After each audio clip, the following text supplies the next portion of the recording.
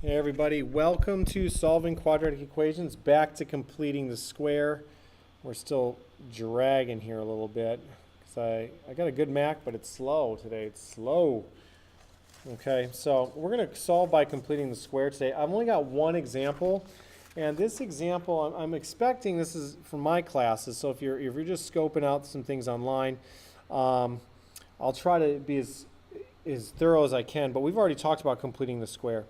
So there's a lot of other methods to completing the square, and you can solve any quadratic by completing the square, okay? And what we're going to do, the two things that you really need to watch out for is that number one, does a equal 1? That's this value multiplied to x squared. It is. There's nothing there. Number two, is x squared plus bx alone, isolated?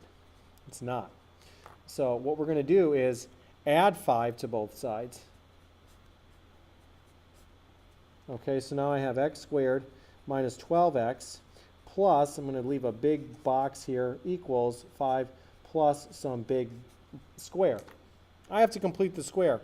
It just so happens that box is equal to 1/2 of your b value squared.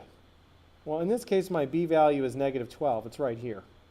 But I really don't care about that because I'm squaring a number, so the answer is always going to be positive. So 1/2 of 12 is 6. 6 squared is 36. So the left gets it and the right gets it. I'm going to make a note. Be careful. This is the biggest step people miss. They forget to add the 36 here. I've completed the square. Okay, so now if I want my factor, I can look at my factors as saying it's going to be x plus or minus b over 2 squared. You're like, what? Look at the left side. I'm going to write this thing squared equals 5 plus 36 is 41.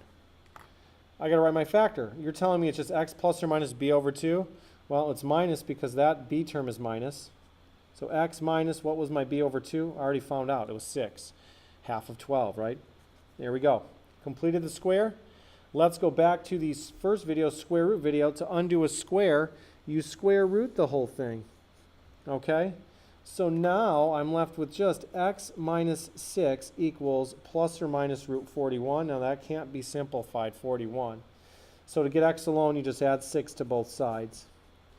Now I'm keeping this very short, so we have 6 plus or minus root 41. I am only doing, for our Algebra 2 this year, we've decided just to do when a equals 1. I have other videos like solve or completing the square part 3 that deal with the a value other than 1. But for our purposes of solving quadratics in Whitehall District, we are just looking when a equals 1. Okay?